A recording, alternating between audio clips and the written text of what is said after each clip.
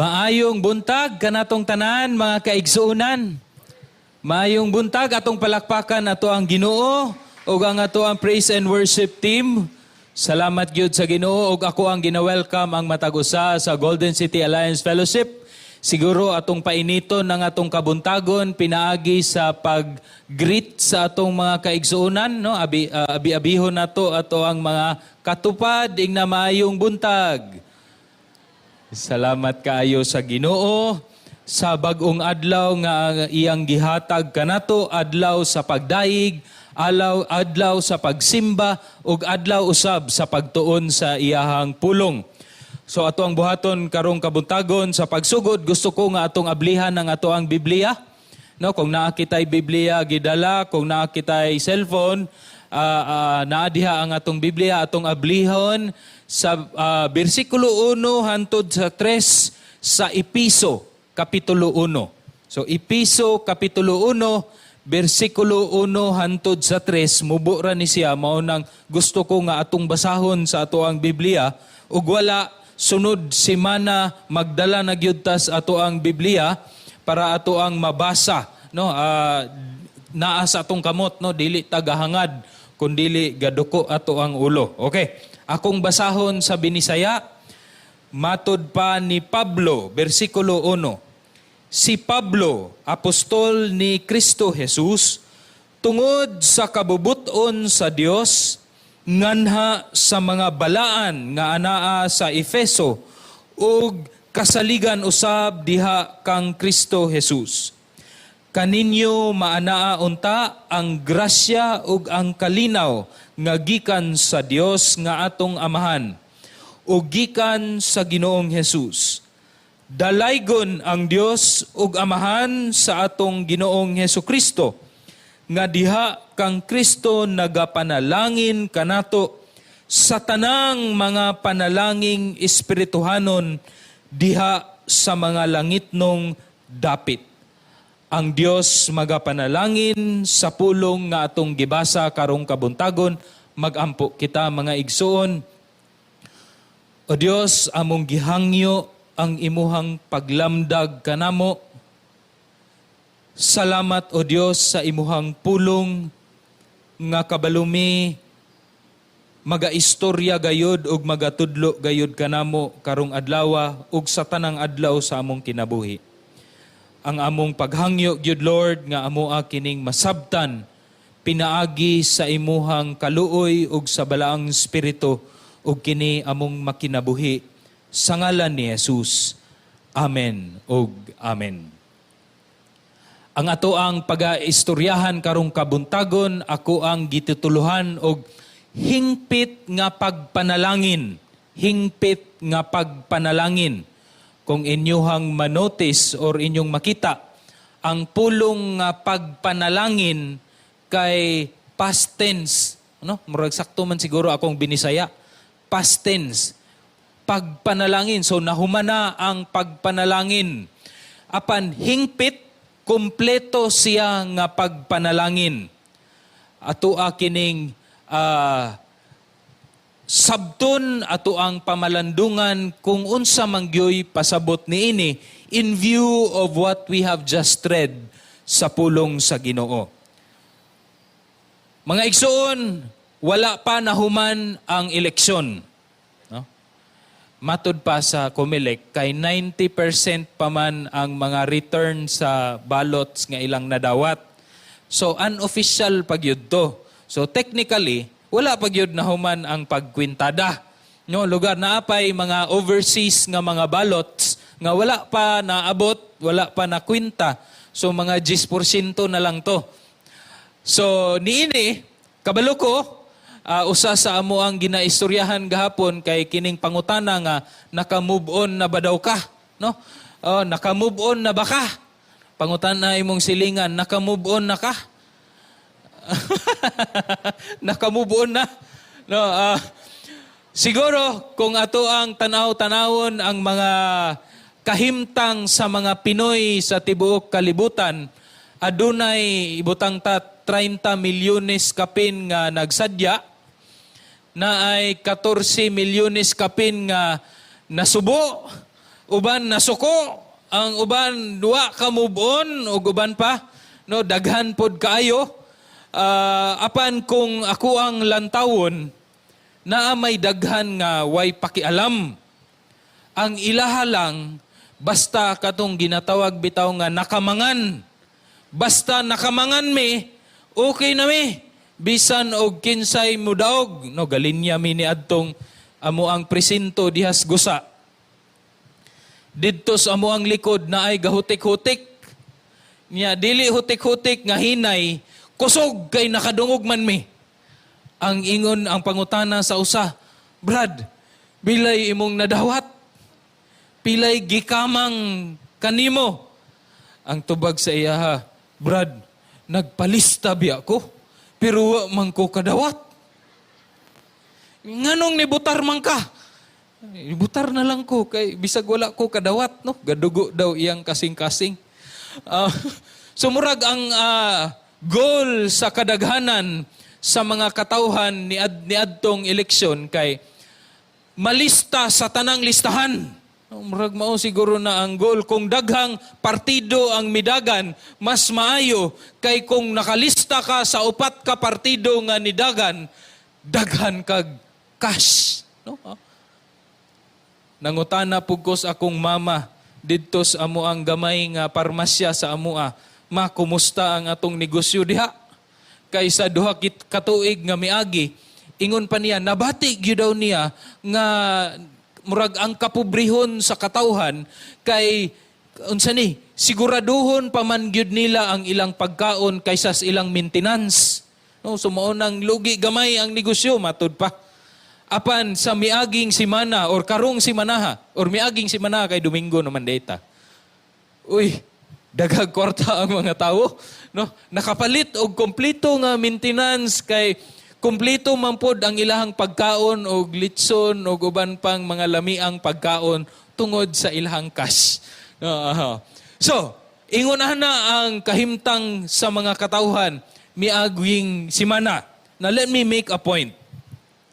Matod pa sa neurologists, na ako no'y ginatawag ang tawo nga prefrontal cortex. Usa ka parte sa utok sa tawo nga makumpleto siya nga ma-develop, fully develop during the age of 25 above. So prior to the age 25, kining prefrontal cortex of the human brain, dili pagyud kaayo siya develop. Kini siya nga parte sa ato ang brain, naghatag kini og lain-laing tabang sa ato ang behavior. Nga makaingon ka, nga mature na gyud ni siya nga tawo kay naa naman siya ay taas nga focus og attention, no, pareho nato nga bisan og dugaya mahuman aning Pastor J og Wally, pero mulahutay sa focus og attention, dili parehos mga bata nga magsigig laroy-laroy, magsigig dagan-dagan, no, pero okay ra gihapon na siya, dadag gihapon inyong bata bisan og magdagan-dagan dinhis atubangan. Kaya ra namo, makasabot rami, no, nga kung naatay ingon ana. Number 2, maghatag daw kini siya og control sa emosyon. Nga usahay, mapungot na kayo ta. Apan, kabalutang mo relax, mo chill, huna-hunaon, kanang i-process gayud kung unsa kadtong nasulti kanato og uban pa. Unya, ikatulo, naghatag kini siya og mga panlantaw sa kaugmaon. In other words, future-oriented na ka. Kabalo na ka mo plano, kabalo na ka mo persevere, aron ang imuhang plano mulahutay. So there is a sense nga future-oriented na ang usa ka tawo. And neurologists would say nga tungod ka na sa prefrontal cortex. So naay kaning mga gitun-an sa mga psychologists between instant satisfaction o delayed gratification. Kanang naay mga bata lugar nga giingnan nila, experiment siya, nga naay chocolate sa iyang atubangan, muingon tong ga-experiment nga, kung dili na nimo kaunon for the next 5 minutes, dungagan nako ang imuhang chocolate, mahimo ng duha. So, ang uban nga mga bata nga instant satisfaction ang ilahang gipangita. Kaunon day na diretso ang chocolate nga naas ilang atubangan. Apan kung naay in a way kabalo sa delayed gratification, muhulat ang bata. Bahala o grabe ang temptasyon kay kabalo siya nga naay dugang. So kung a person who has a fully developed prefrontal cortex, delayed gratification ang iyang buhaton kay kabaluman siya nga maka-greatly benefit siya in the future. Now, ato ang i-connect with what is going on sa election. Murag makasulti ta nga fully developed baka ang prefrontal cortex niining mga tawhana nga gibaligya ang ilahang boto aron sa usa ka tawo nga gustong magpapili. Niadtong si Manaha abunda. Kay naa pa daw yung usa ka lugar nga 6,000 or 5,000, 6,000 ang palit. Maunang naay meme didto sa Facebook nga ang mga katawhan daw diadtong lugara kay daghan daw kayo gold no sa ilahang picture. But that is only last week. Kumusta man karong si Manaha? Kumusta man for the next 6 years sa imong kinabuhi? No? Now again, let us push this further in the realm of Christianity, sa Kristohanon nga kinabuhi. Many of us would say, lagi, Pastor, katong mga tawhana, wa gyud to sila klaro. Siguro basin, wala gyud to na develop ilahang prefrontal cortex. But when we look at it, especially with the word blessing, naatay issue pod ingon ani, instant satisfaction o delayed gratification when it comes to Christianity sa ato ang pagkinabuhi isip Kristohanon. Kay nga naman, mga igsoon, kining ato ang pagsabot sa blessing can sometimes lead us to a sense nga gusto ra di ay gihapon nato ang instant satisfaction, which is not really what God wants when it comes to the definition of what blessing is. For example, when it comes to blessing, many Christians, daghan sa mga Kristohanon, consider a person nga blessed when there is a concrete o tangible nga indikasyon nga naa siya'y blessing. Unsa may pasabot nako niana. Muingon ta nga ang usa ka tawo blessed gyud kabay kay nganuman nadawat sa trabaho. Blessed gyud ka. So klaro, tangible, naa makita nimo. Kung nakadawat og promotion, na blessed gyud kabay sa Ginoo. Kung na-engage or naanay partner in life ang usa ka tawo, klaro man makita man nimo. Mingon ka nga blessed gyud kabay, gi-bless gyud ka sa Ginoo. Kung naay financial increase due to a promotion or it's easy for us to declare, gi-bless gyud ka sa Ginoo bay. That's what we think oftentimes when we say the words, hear the words, blessing. Kung naay material wealth, we always say, gi-bless gyud ka sa Ginoo. But I see two potential dangers niining kung kinilang ang atuang pagsabot sa pulong nga panalangin. Number one, kung kinilang ang atuang definition of blessings, panalangin, then we have dangerously departed from the Scripture's understanding of blessing. Kulang, dili kompleto, and kung kulang, dangerous kana igsuon. Ikaduha, if kinilang mauni ang ato ang view lamang sa blessing, which is kanang instant na dali nimo makita, tangible, imuhang magunitan, imong maobserbahan dayon, no? Because klaro siya, kung wala nato na mabalanse sa giingon sa salmista nga ang financial o material wealth can be a source of curse from the Lord, then we have been spiritually deceived. Now this morning mga igsoon, we will dive into the word blessing. Unsa mangyoy pagsabot sa Biblia ni ini? Unsa may balanse nato nga panlantaw ni ini? Unsa may giingon ni Pablo ni ini? Ug base sa iyang kinabuhi, unsa man gyud ang panalangin. Now let's look at the word blessing, panalangin. Kasagaran kanato kung ato atong isuma ang pag-define sa panalangin niining kalibutana, consult ko og dictionary. Ang popular gyud nga pagsabot kay butang o sitwasyon nga makahatag og kalipay o maayong kahimtang sa usa ka tawo. Kalipay o maayong kahimtang sa usa ka tawo. Now, if you would look at this, okay man siya, again, pero kulang when it comes to the biblical definition of it, kay wala man siya'y kinsa gagikan o asa gyud dapat padulong ang kini nga panalangin. Unsay katuyuan niining panalangin nga makahatag og kalipay o maayong kahimtang. Now, let's look at this. Sa Old Testament, ang pulong nga panalangin kay duha siya ka pulong. Barak og Esher. Barak og Esher.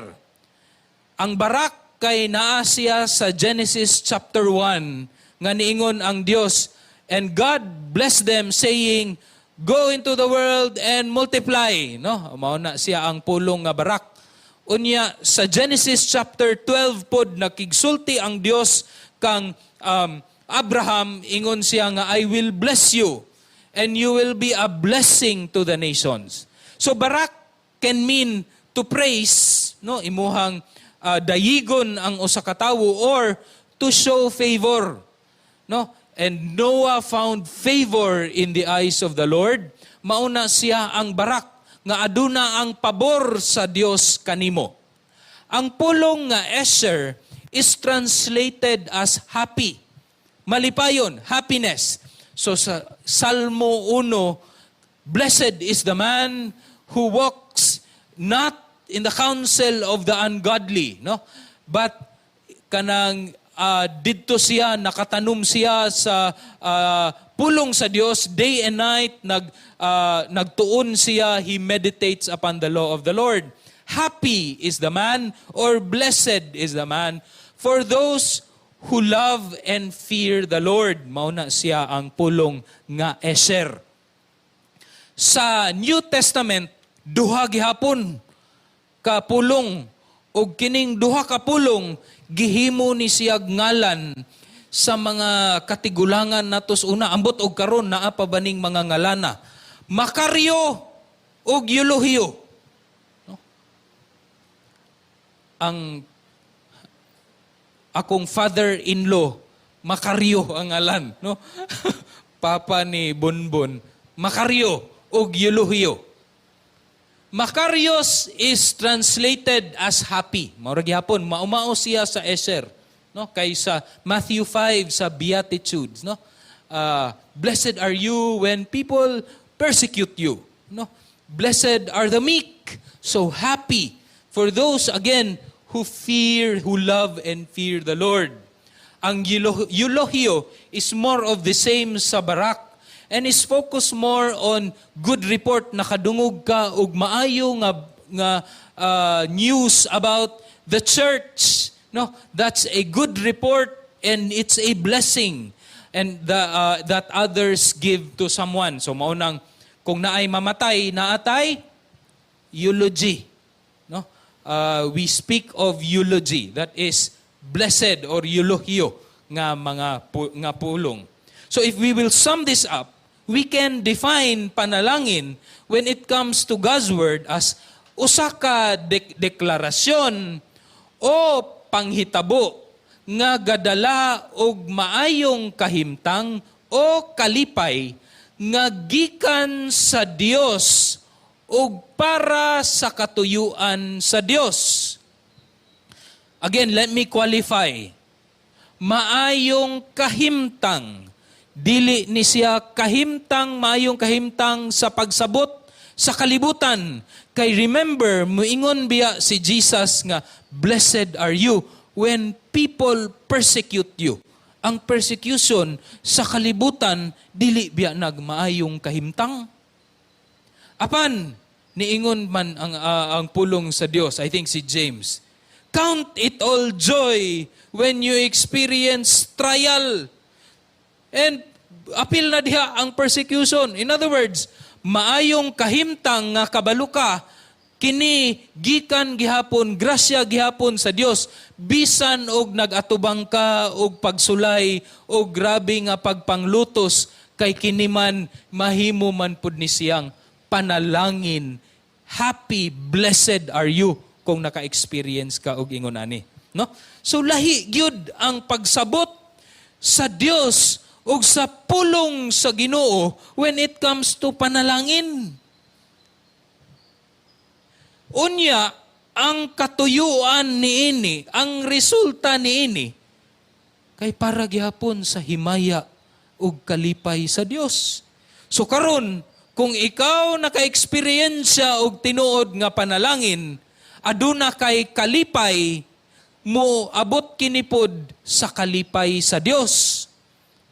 Karon, ug mo ingon tag, Brad, napanalinginan gyud ka kay daghan kaayo kag kwarta karong panahona.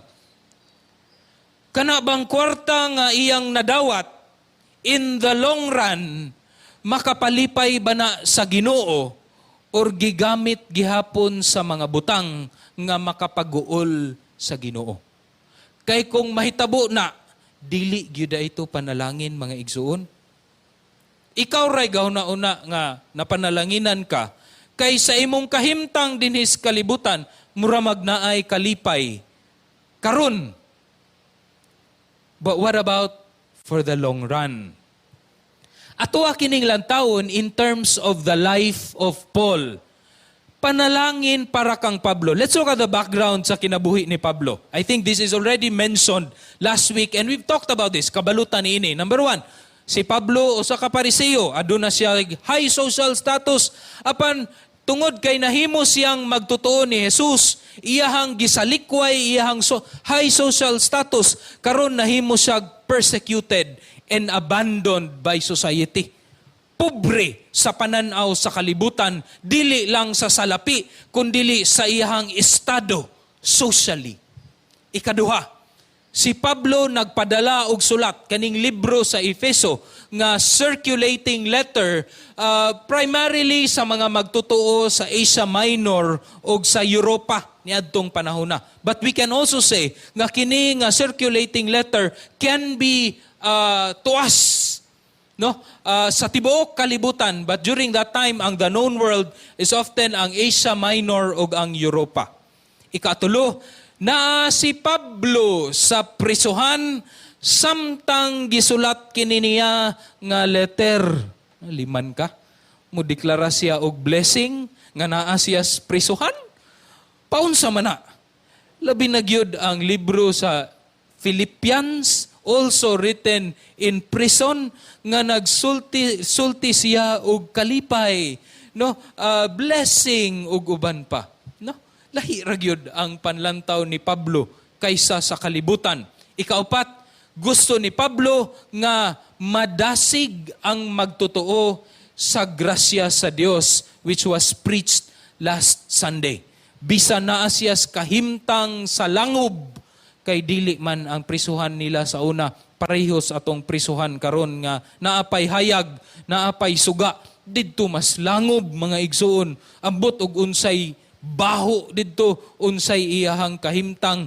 But he wanted to encourage ang mga magtotoo nga bisan tuwa siyas langob, kinailawman sa tanang langob. But as a response to this, pinaagi sa kinabuhi ni Pablo, makita na to kini when it comes to blessing. Number 1, panalangin gikan sa kinabuhi ni Pablo.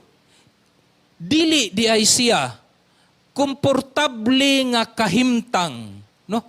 Kundili pagkabuot sa katuyuan sa Dios. Mauni ang panlantaw in response sa kinabuhi ni Pablo. Dili siya komportable, no? Nga kinabuhi lang.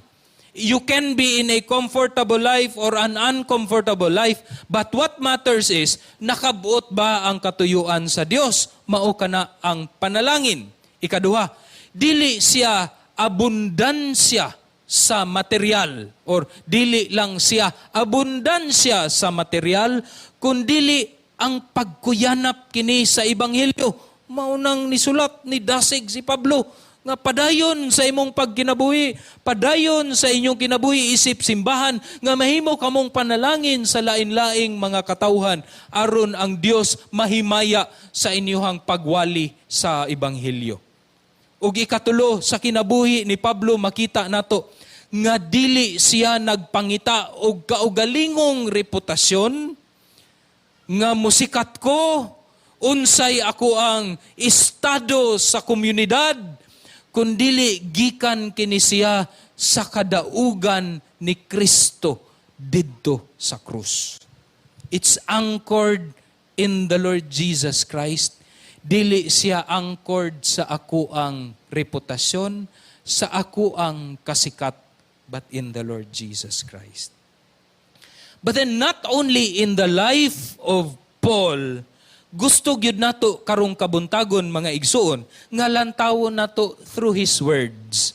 Unsa may panalangin sa pulong ni Pablo sa Efeso 1 hantod bersikulo 1 hantod sa 3, akong basahon balik. Si Pablo, apostol ni Kristo Jesus, tungod sa kabubuton sa Dios, nganha sa mga balaan nga anaa sa Efeso, ug faithful usab diha kang Kristo. Kaninyo maanaa unta ang grasya ug ang kalinaw nga gikan sa Dios nga atong Amahan ug gikan sa Ginoong Hesus. Mao kini ang ato ang giwali ni adtong Domingo. Bersikulo 3. Dalaygon ang Dios ug Amahan nga atong sa atong Ginoong Hesukristo, nga diha kang Kristo nagapanalangin kanato sa tanang mga panalangin espiritual diha sa mga langit nung dapit. Let me highlight the word tanan. Kompleto. Way kulang. Hingpit nga panalangin diha sa mga langit nung dapit. Just a little kanang trivia sa ato ang tanan. Ang verses 3 to 14, kung lantawon na ninyo sa inyong Biblia, many of the scholars would say, usa lang na siya ka-sentence samtang giistorya ni Pablo. Verses 3:14, pagkataasa na. Kung naay English teacher diri, murag gitagaan na og kaning pahimangno si Pablo nga divide this sentence into multiple sentences aron masabtan. Pero ingon ana si Pablo, verses 3 to 14 is written sa usalang ka sentence. But then it's important for Paul to do that kay gusto man niya naaman siya Trinitarian thumbprints within verses 3 to 14. Naa ang Amahan, Diyos Amahan, naa si Ginoong Hesukristo, o pag-abot sa verse 14, naa ang trabaho sa balaang Espiritu, nga maoy silyo o garantiya, nga tanan niining mga panalangin, ana-ana sa mga magtutuo ni Ginoong Hesus. So we see a Trinitarian thumbprints, maunang makasabuta, nga gusto gyud ni Pablo nga one sentence lang ni, aron ma-highlight ang Dios isip Trinidad. So lantawon na to, panalangin gikan sa pulong ni Pablo. Duha lang kabutang mga igsuon. Una, ang panalangin sa Dios diha kang Kristo kay eksklusibo siya ug inklusibo usab. Exclusive and inclusive. What do I mean to say when it is exclusive and inclusive? Number one, eksklusibo kini sa kadtong nahimong matinud-anon kang Kristo tungod sa grasya. So ang giingnan niya nga nakadawat sa kumpleto og hingpit nga panalangin espiritual kay kadtong mga faithful or nahimong faithful in the Lord Jesus Christ tungod sa grasya sa Dios. Can we say nga ang mga katawhan ni ining kalibutan na nakadawat pod og panalangin? Well, we can say yes, in a sense nga this is the general mercy, kaluoy sa Ginoo sa tanan nga niingon ang Biblia, niingon si Jesus nga ang adlaw mo saka dili lang sa maayong tawo kundi bisan pod sa mga evil people. Mosaka og mosalop sa tanan. So this is the mercy of God for everybody.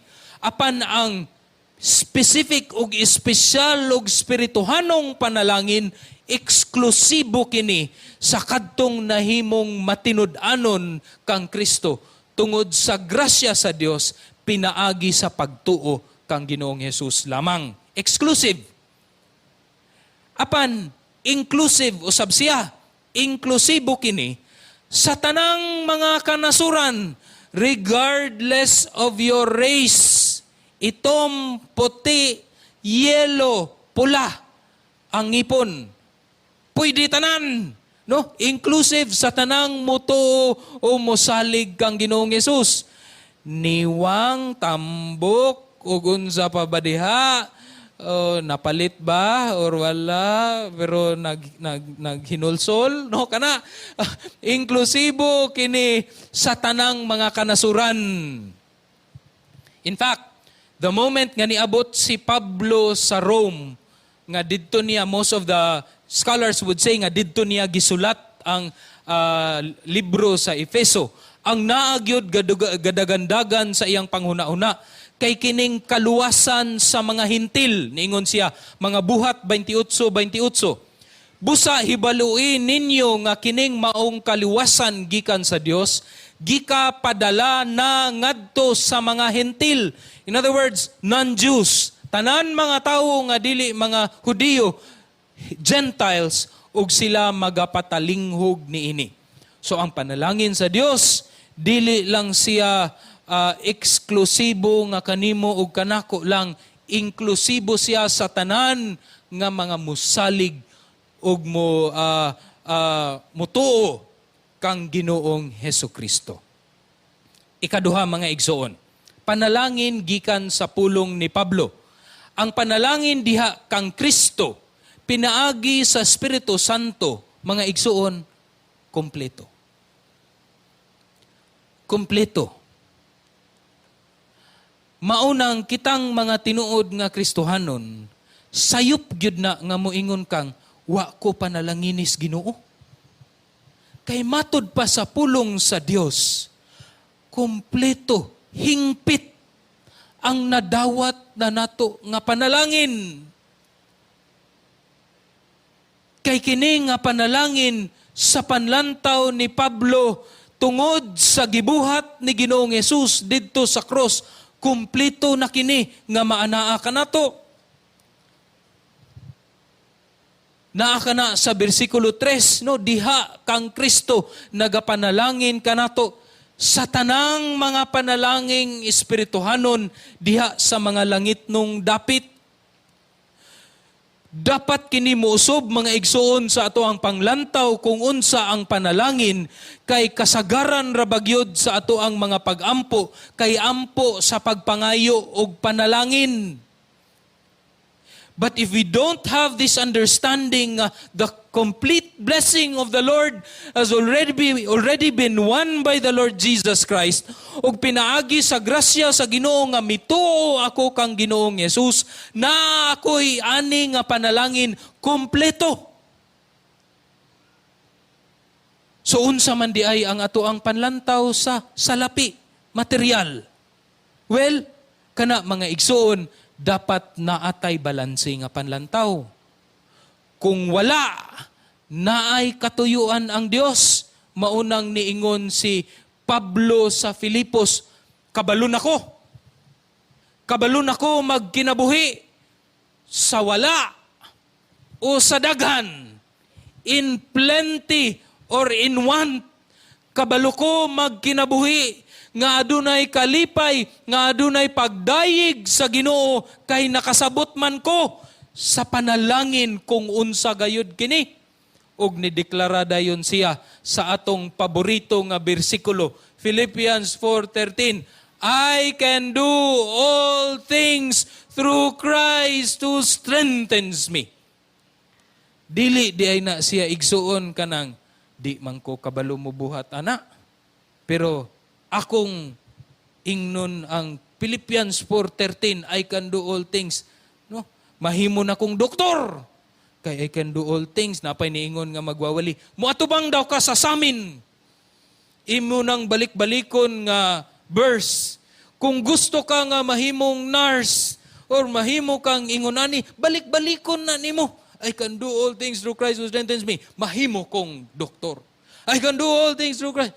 Mga igsuon, if we look at the context from verse 10 to 13, kini di aining in the area of pagkinabuhi nga wala or pagkinabuhi nga daghan, ang imuhang intensyon maura gihapon ang paghimaya sa Dios kay naa man diha ang imong kalipay. Maunay panalangin. That's what blessing is all about. So with that, makahinuklog dayon ta. Ang akong panalangin, sige ra magpangayog sakyanan. Dugay na kaayo ko, Lord, sige pangayog balay. Wa man nimo ihatag. Wa gyud ko nimo na panalanginan. Igsuon, bakak na, igsuon. Di na tinuod. Ingon ang Ginoo, kompleto na ang imong nadawat nga panalangin nga muhatod kanimo aron sa pagdayig sa Ginoo, paghimaya sa iyang ngalan ug diha naa ang imuhang maayong kahimtang ug kalipay. Regardless of your experience in this world, tungod kay nausob na nahimong born again ang imuhang mga satisfaction, dili naka-satisfied with the things of this world, but with the things that will glorify God, lahi na pod ang panlantaw nimo sa panalangin. Muingon ba ta nga, dili na ko mangayo og salapi, dili na ko mangayo og material nga butang, dili pod. Kay kung kabalo ka nga pinaagi ni ining mga panalangin, mas madayig ug mas mahimaya pagyud nimo ang Dios, then that, go ahead, you ask the Lord. Couple of days ago, 2 days ago, niadto mi sa Dahilayan area. And there is one pastor nga I look up to diri sa Cagayan de Oro pod. He's already in his retirement age na. Retired na siya. Naa siya ay gamay nga balay didto. Or tsada gyud pod nga bugnaw niya, gwapo ang view. Unya dako-dako pod siya nga area. In fact, it's 2 hectares. Pero murag gitunga nila sa iyang mga partners. Nasa balay didto. So in other words, dili magyud sayop nga naa kay murag retirement house, no? Or rest house or unsa ba. Pero asa man na nimo gigamit unsay padulngan ana. He mentioned to us nga nagmagdala siya diri og mga pastors who are broken, nasakitan aron mo pahulay.